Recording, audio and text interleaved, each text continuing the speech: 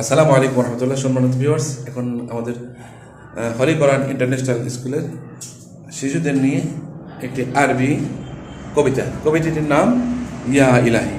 ছোট্ট সোনামণিরা আমাদের একটি কবিতা শোনাবেন। কবিতাটির নাম ইয়া ইলাহি। হ্যাঁ, আমরা এখন